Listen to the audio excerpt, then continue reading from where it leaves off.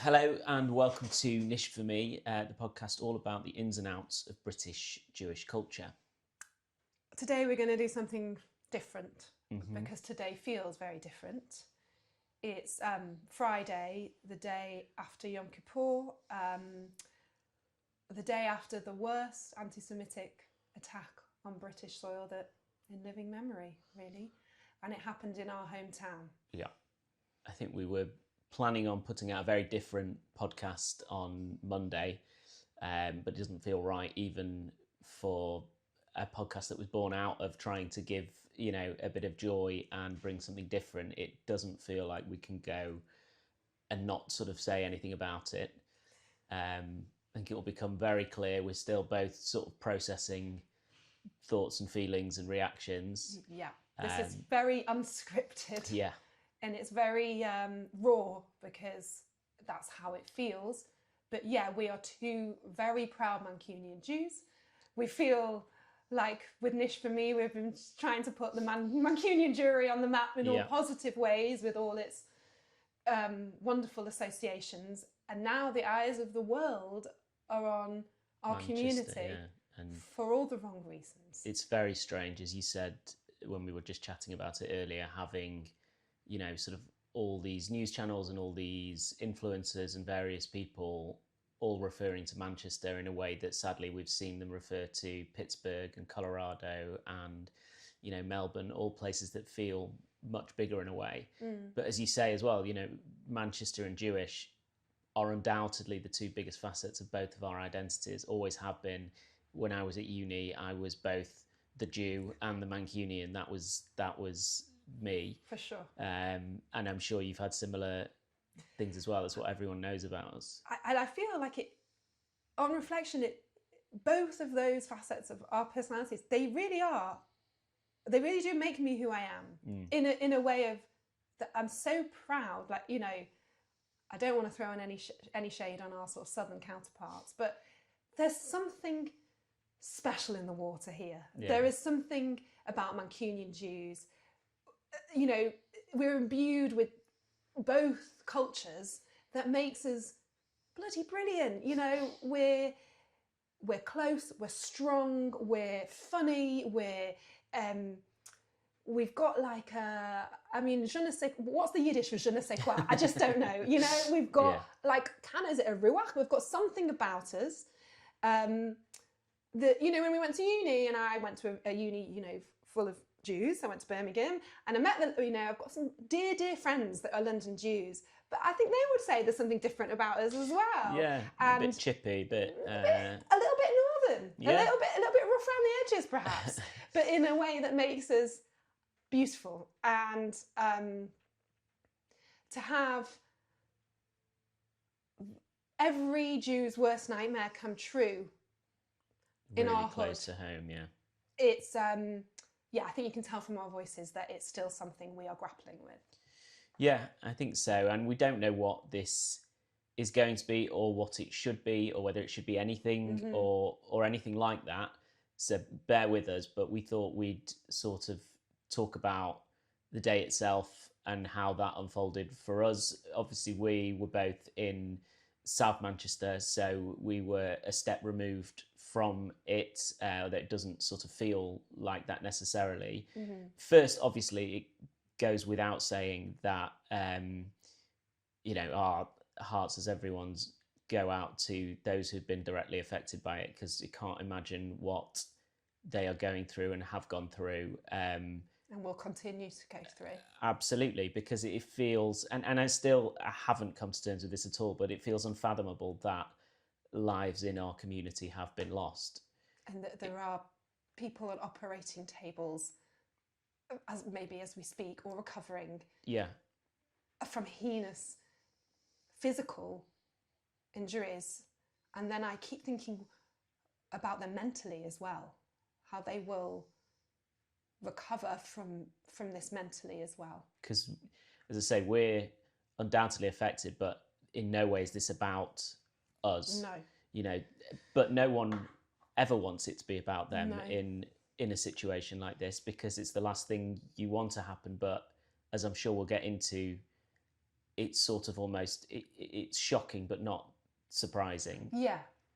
I think there was a sense yesterday of it's finally happened. But I still, and maybe this is because I was incredibly naive or trying to be optimistic, but I still cannot fathom that 2 members of our community are dead. Yeah. I can't, I don't, I think I never thought it would get that far. No, we worried about it, but it's very different, it actually happening. So, how did your day unfold? Well, actually, in a token sort of gesture to my upbringing, I turned my own from dial up and I turned my phone off on Conhydre, or just before it came in. And in a way, I was really looking forward to having that switch off and removal from the world and being able to focus on my family and focus on shul. And but my husband didn't. My husband doesn't. And I was just actually, we were getting ready for shul and I was in my son's bedroom pulling out his shul clothes when I heard Jamie on the phone. And I thought it is weird that he's taken a call on Yom Kippur. And he was walking up the stairs and I just heard him go, okay, right, bye. And I immediately said, what's wrong? And he said, we're not going to shul. There's been a terrorist attack at Heaton Park shul. And I couldn't compute the words. I actually had to say them back to him. There's been a terrorist attack at Heaton Park shul. And he said, we shouldn't go, that the shuls, shuls were on lockdown or not on lockdown, we didn't know. And he also said, I think there's going to be a massive police presence and I don't want to traumatise the kids. And I said, okay. And then I went to my bedroom and, the kids were downstairs and I just burst into tears. Yeah, they're not far from now. We didn't know then about the severity, the injuries or the loss of life, but the nightmare had come true. And then I thought, Aaron and Anna don't have their phones on and they're going to walk to shul with their kids and the kids are going to see the police and be turned away and I don't want that to happen to them. So I tried to get dressed as quickly as I could and I came running around the corner because we do live around the corner from one another and I knocked on, but you had gone already. So tell us about your morning. I mean, very normal at first, lots of shouting to get everyone dressed and out. I'd been to Colnidre the night before, as I know you had, and that was... Oh, I hadn't actually in the end. And I was actually really, sorry to interrupt, I was really upset because I was in London the day before, and so I'd missed the sort of bath and bed with my kids on Tuesday night. And on Wednesday, I was working and I couldn't make it work with sorting the kids. And I was like, okay, I'm just going to have to suck it up and not go. And I was like going to bed thinking, God, I've got real shul FOMO. I really wish I was there, but I just had to be with the kids. Sure. So, sorry. And that's it. And, sort of Anna was saying to me the other night, well, maybe I'll go to Colnidre one year. I was like, absolutely, yeah, yes. You should, but it is difficult when you've got the kids. And anyway, so I got out on Colnidre, went to shul, and that was a very normal, very nice Colnidre, event. I remember walking back with a friend of ours, just chatting rubbish, and it was nice. And I remember thinking, okay, well, yeah, we've started Yom Kippur into the next day. And the next morning we all got ready and finally bundled out to shul because we live quite far away from shul, which was sort of the one thing that we couldn't quite get right when we found our house. And so it's about a half an hour walk, but with the kids it can be sort of like 45 minutes. So we went on our way and it was lots of just, kind of geeing up the kids to actually do a bit of walking, and explain why one is still in a buggy to the other while he is very much walking. But we always, near the shul is a park that we always walk through just so we don't need to walk down the main road. It's a bit nicer for the kids. And we were walking through that park and we came to the end where you rejoin the road, which is just around the corner from the shul. And we saw some people that we know. There were 2 couples, both with prams, with sort of, very young babies walking back. And I didn't really think anything odd of it. I just sort of was like, oh, hi guys, Yom Tov, you okay? And they looked quite serious and said, oh, the shul aren't letting anybody in. They're turning people away.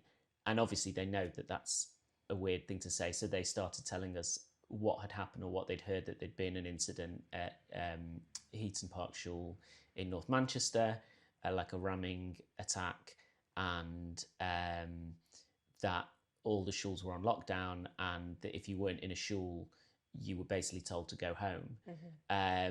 And obviously we were with the kids heard that too. And I don't think they really sort of processed it. I remember Anna sort of turning, I think she was quite shocked. Obviously, her family are in North Manchester, very close. They're not members of that community, but they will have been in shul. She was immediately thinking, do they know? Are they going to be worried about, others? And, they are, while we also didn't have our phones on, they are completely Shemesh Shabbat, so they wouldn't know that this wasn't, all the thoughts that run through your head of like, is this happening elsewhere? Is this a coordinated thing? Is this a one, all of those things. And I could see she was visibly upset, but also trying to get the kids away, but also thinking, okay, well, we need to explain something to the kids because they've heard something, and what do we do? At this point, a CST guard crossed the road, which is the Community Security Trust, who are a Jewish body that look after the community. A member of that crossed the road with a police officer to explain to us, just from a more official position, what was happening and why we couldn't go to shul, and that we should try and sort of not get off the streets in those words, but go home effectively. But home was half an hour back that way with kids who have just walked.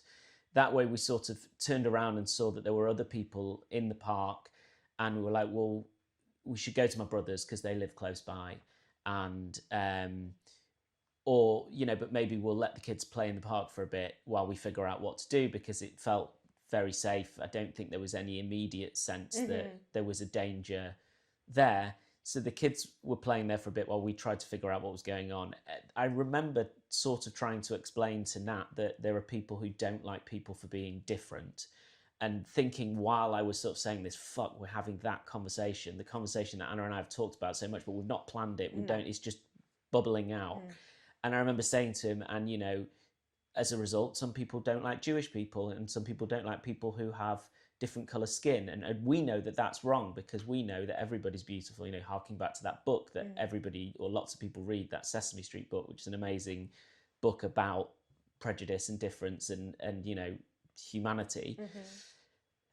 Luckily, the excitement of the swings and a slide sort of took over, and it sort of just kind of became a garbled mess, and then he sort of ran off, and I was only too delighted for that to be the case. But Anna and I were thinking, okay, well, do we need to get out of here? Do we need to get to safety? And what is safety? So we were saying, I think we should get to Markandese because my brother and his wife, because the advice is that if you're not in shul, you should be home. Now, it doesn't make sense for us to go home, so we'll go to my brother's. So after sort of 10 minutes or so, during which the kids are having the absolute time of their lives with some of their friends in the park, we're like, come on, kids, we're going to go to Uncle Mark's and Auntie Dee's because that's what we have to do, okay? And we can't go to shul.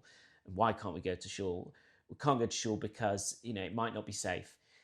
Just these things that you didn't really know what to say or what to do. And we weren't panicked, but we were just in shock, really. So we started walking down, and I have to say that walking towards the shul felt a little bit vulnerable. I mean, it's on a main road, God forbid there are more nutters out there, you're easy targets. I made a point of taking our kippas off. And then we were walking past the road that the shul is on, and we saw some other people go into the shul. So sort of split second, I was sort of like, well, we should go into shul because that's the safest place right now. We've still got a little bit of a walk if we have to go to Markandese. There's loads of security. There was a police presence by then. And we went into shul, and it felt very strange. There was a creche there, which was my daughter's old nursery. So we took her around the back, and I remember talking with my wife then. She was like, I don't know why we've done this. We should have gone to Markandese. It might not be safe here. We could be a target here. And then my son, who sort of heard this, but not really processed it, was like, yeah, it's not safe here. We should go back to the park. And I'm thinking, you little chancer, you just want to get back on that bloody ride. And I sort of respected him all the more for it. So not. So we got in, and seeing the nursery staff and the security outside was, that they weren't supposed to let us in, but I think they sort of figured as well, you've got two kids there, come in quickly, shut the door, but you won't be able to leave. You'll be, kind of locked down. So we went into the shul, and we knew that Rafi was safe because she was with the nursery staff at the back of the building. We took Nat to the children's service, and then I sort of said to Anna, well, I'm going to go into shul, but are you okay? And she was like, yeah, I'll do the same. And I went into shul, and lots of people, I think sort of 10, 15 minutes earlier, they'd sort of stopped the service and explained that there'd been an incident. My brother had since taken his son home because he was getting a bit traumatized by it. He'd heard from the security guards what was going on when they came into shul. There were lots of kids. He's that little bit older. There were lots of kids talking about it, and he was very upset. He was basically saying to his dad, I want to go home. I really want to go home. I don't want to be here. And I think, all of the security and people that were on duty made the right calls there. They were just made very human calls, which were, look, if you want to go home and you're safe, let's just... So they let them out and they went home. And I remember just being sat there in shul feeling very strange, not feeling ready to sort of open a machzor and start doing anything or praying or anything. And then it became, weirdly, because I think everyone was in shock, it became more of a sort of normal service in a weird way. And then not long after, I was my brother came back in. He'd been on security. I didn't realise he'd been back in the shul, and I just saw him walking towards me. I was like, oh, great, I'll be able to talk to my brother. And then he just sort of handed me this vest and was like, oh, can you do security outside? Which is a very normal thing in shul in terms of, can you do security? Yeah, of course, I'll do, a shift of security. But the fact that he walked into shul with this, what realised very quickly was a stab vest, and gave me the stab and said, will you go outside and do it? And there wasn't a second thought. It was like, yes, of course. But then it felt very strange going outside and putting on a stab vest over my top and standing inside the gate and basically being told by the people who were doing an amazing job, as they always do. There were CST sort of, kind of proper volunteers there who come from around the country and from North Manchester and the rest of it. There were the people who run the security in the shul, and they just sort of said, okay, your job is this. You stand here, you open the gates when people come in. So by this point, the shul was out of lockdown. People could come in, but they couldn't leave. So I was sort of doing that, but we were, it was very obvious that the professional guards, the volunteer guards, myself in that, were also looking out for vehicles and unusual activity and the rest of it. And it felt, you always feel a little bit strange doing security, because in the last few years, not just since October 7th, I remember when I lived in London as well, there'd been an arson attack on the shul there. Like, you feel responsible and you have a responsibility, and it's taken seriously. And, I'm a 5'6", 7" schnip, but it's irrelevant. I know what my job is there. It's to open and close the door, and God forbid anything goes wrong, to raise the alarm. That's something I know I can do, but you don't think... It felt much more real even yesterday doing it. And I was, a sort of second later, I was inside the gate, so I was safe from anything that might happen there. But by that point, we'd heard that, one of at least one of the injuries or one of the fatalities was one of the volunteer guards there. And you see these guys who are, we've got professional guards as well as, who aren't Jewish and are from outside of the community, but they're very much part of the community, because you see them, week in, week out. They guard the nursery, which is on the same location. They guard the birthday parties that happen at the shul. In the shul. Paul, who is an absolute legend at Hale Shul, he's just the nicest man, and he's the weekday guard. It was his day off, and he came into work as extra support. By this point, there were loads of police around the area. There's another shul around the corner, so everybody was speaking to each other and coordinating this amazing security effort. But it felt very strange to be there, knowing that there were people who were just the same. Like, I'm no one's first port of call on a security thing, but neither were the people who were involved at the shul in North Manchester. And by this point, I think people were still absolutely in shock and just trying to get in and out of shul. And there was lots of thanks towards people who were on security and towards the police as well, because that's, it's the knowledge that it shouldn't be like this, but that's the reality. And that, I think, linked to the fact that we've spent so much time over the last couple of years explaining to people that security at these events is a must and is no surprise to us. But that is the reason why as horrific as the attack was, it could, as people are saying, as the police are saying, it could have been so much worse. But for the bravery of those people in Heaton Park, and Shul, the training and the preparation, the rabbi, it's all taken seriously. Like, they know what to do, because it has to be taken seriously. But that is heartbreaking. Like, there are so few of us in this country, and yet we are the only minority that every event requires round-the-clock security. And yet that there are people out there who, prior to yesterday, will be thinking, oh, making such a big deal about it, it's over the top. They've got the money to provide this security. The money for this security comes from a variety of sources, but the government and the security services, not least, are part of that, because they recognise these are legitimate threats. Yeah. And, this morning, I woke up with a lot of anger rather than just the shock and upset. And maybe that's misplaced anger, and it's certainly, I think it's part of the shock. I think it's a legitimate emotion. And there's been things that have jolted me out of that anger, because there's been amazing acts of, support. When I did turn my phone on last night, I had messages from friends and colleagues who weren't Jewish sending support. And I know you've had the same from other people, but it's anger at the idea that the accusations of overplaying anti-Semitism, or overdoing it, or crying victim, or this, that, and the other, you sort of think this will, hopefully break that illusion. But why should it take something as horrific like this? The price is not worth paying. I would much rather that people still had those illusions and that the attack hadn't happened, obviously. Yeah. So that's a very rambling answer to... No, again, this is very unscripted. Yeah. This is very unplanned. And I think it's just a reflection of your day and, what our community went through yesterday.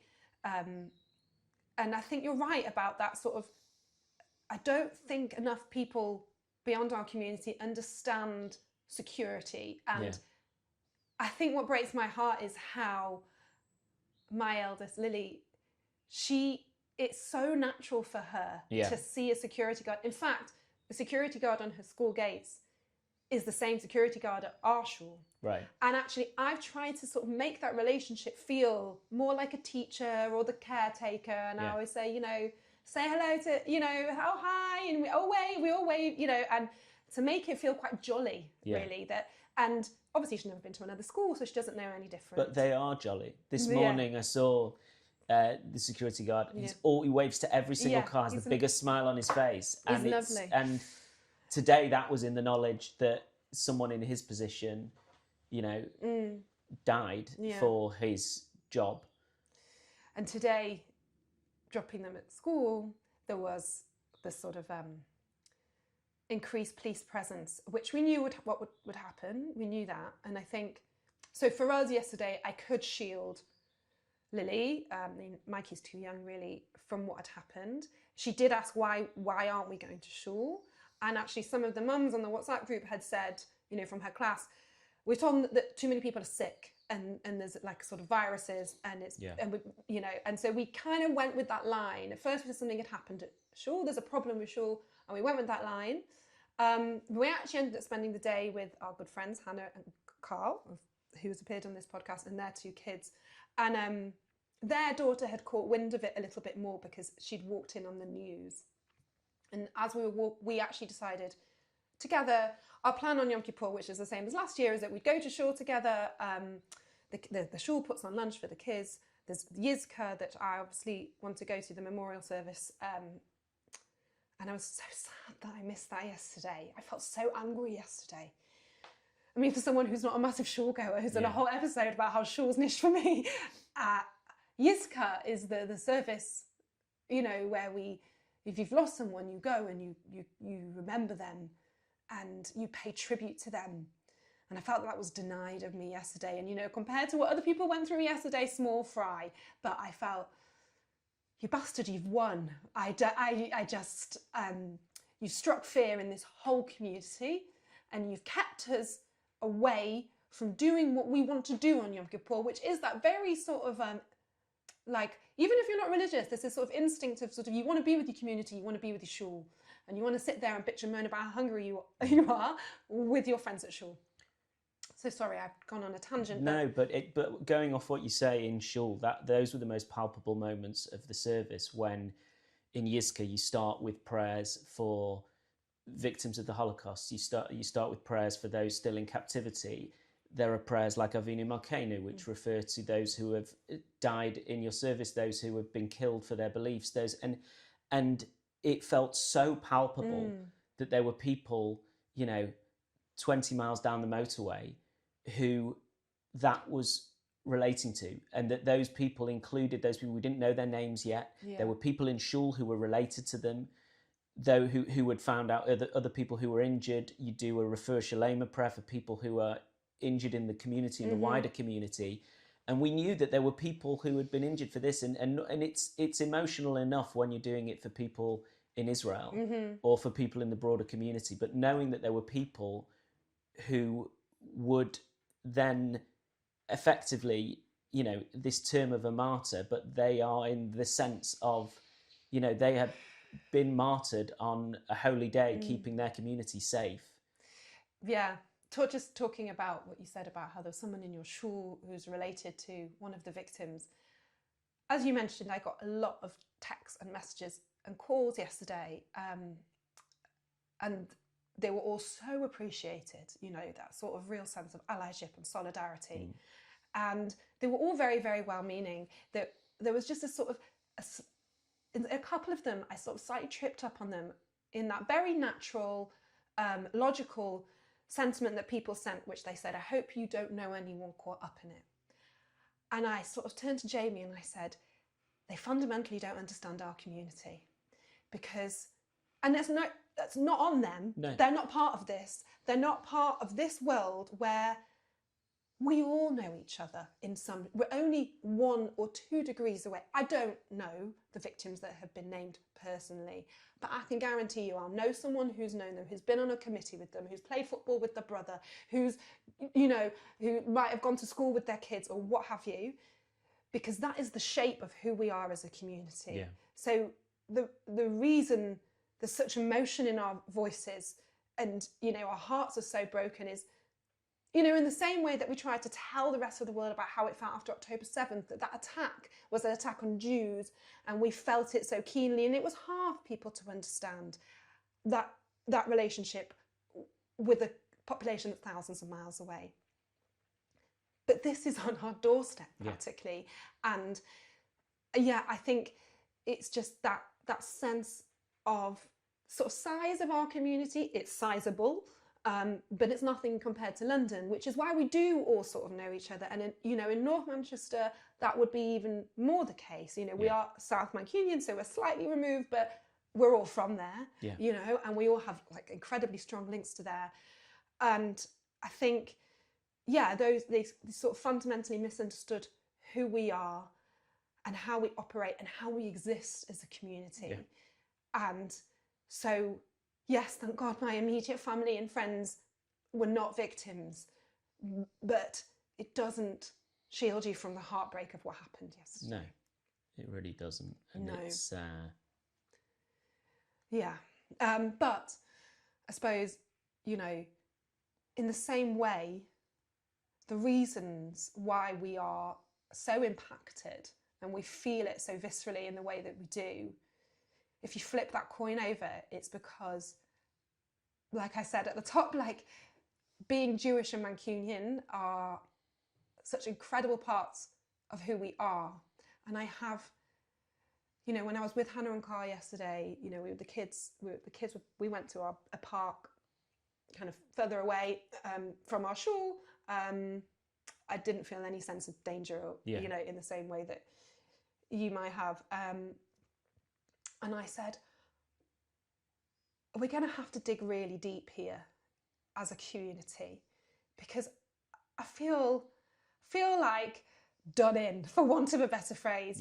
For the past 2 years, we've had to sort of shoulder this incredible pain and stress and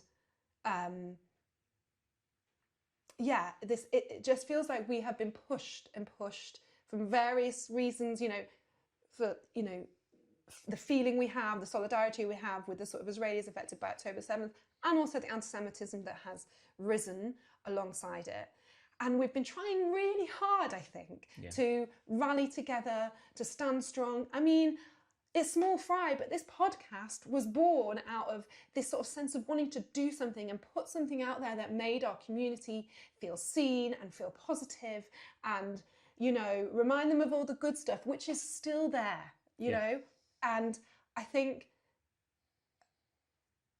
we as Jewish Mancunians, you know, I think we can do it. I have to have faith that we can do it, that we will continue to pull together, to stand strong, to celebrate, to plan our simchas, to celebrate them really hard, you know, and rally in a way that we do know how to do, both because we're Jewish and because we're Mancunians. You know, it does slightly remind me of, you know, when we talk about the eyes of the world being on us, in a wider sense that happened after the arena bombing, you know, in terms of the whole city. And then in the Jewish sense, it happened after October 7th. Yeah. And so we have both of those sort of DNAs in us. And I just have to believe that they will make us withstand this.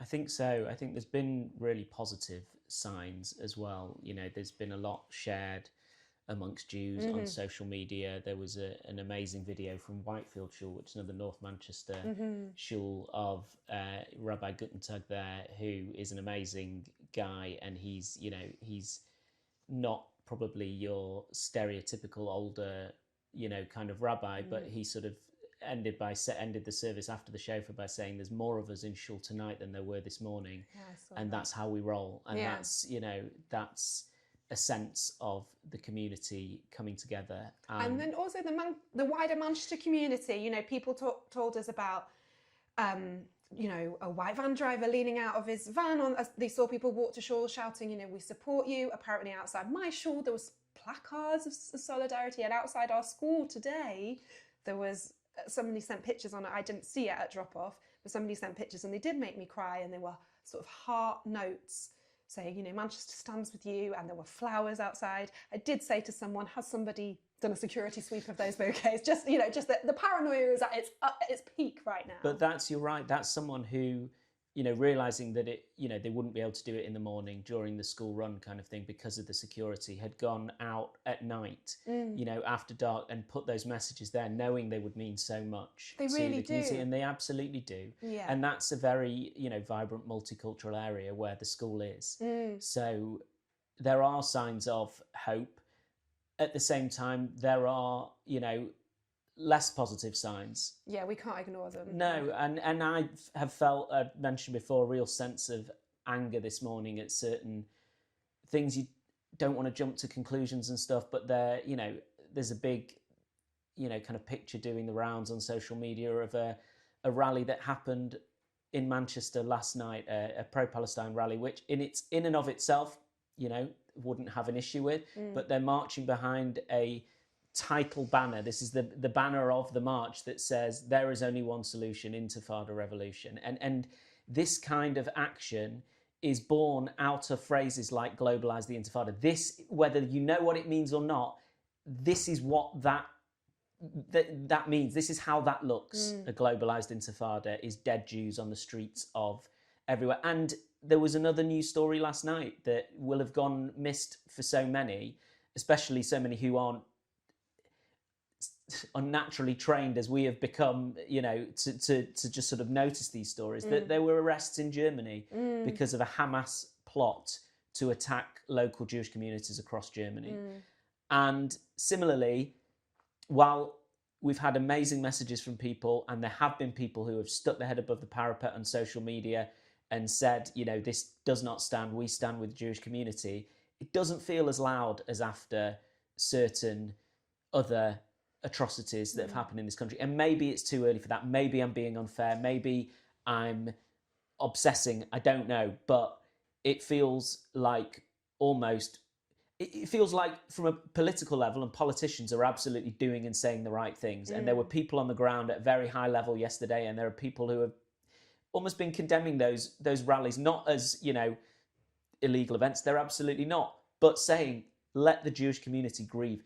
I don't remember the last time there was a Thursday night rally in the centre of Manchester. You're right. You know, that seems unusual to me.